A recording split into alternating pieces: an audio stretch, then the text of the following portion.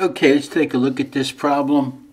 This is our first problem in our module 18 and 19, and it wants to know the following items are being considered to be reported as current assets in the balance sheet.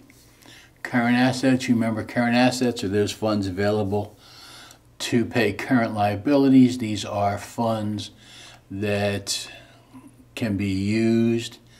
So let's take a look at this.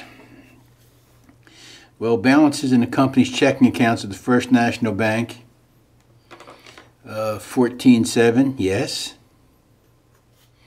23.3, yes.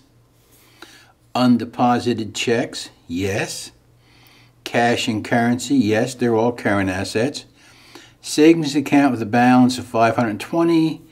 The account is being used to accumulate cash for future plant expansion. No, that's an investment. 44,000 in a checking account. It's a compensating balance for a loan, so that can't be considered. And U.S. Treasury bills totaling 27. T-bills are a yes. 7-month bills, it's not a current, that's an investment. So let's go through, and we're going to include, and I'll highlight in green what we're going to include. We're going to include this 14.7 in checking, this 23 in savings. This we will either incorporate that into the checking account or list them separately.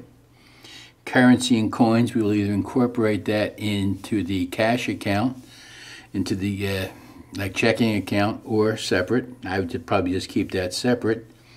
And the 2-month T-bills for 27 grand. That's all we're going to incorporate. So let's fill in our little block and see how much that adds up to. Just happened to have it handy. Isn't that special of me? Okay. So the checking account, 14.7, we said yes. The savings account in the regular account, 23.3, we said yes. The undeposited checks of 6,400, we said yes.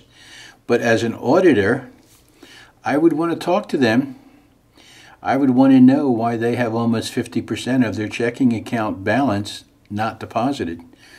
I mean, I would want to have a talk with them about that. Coins and currency on hand of 700, we would talk about that. The balance in the savings account for future expansion, that doesn't get included. And the balance in the checking account, that's the compensating balance, that doesn't get included. And of the T-bills, the 2,700 does, the 32 doesn't. And when you total that up, that comes to 72,100. And that's what would be listed as cash and cash equivalents. So our cash and cash equivalents as of 12/31/2013 would be $72,100.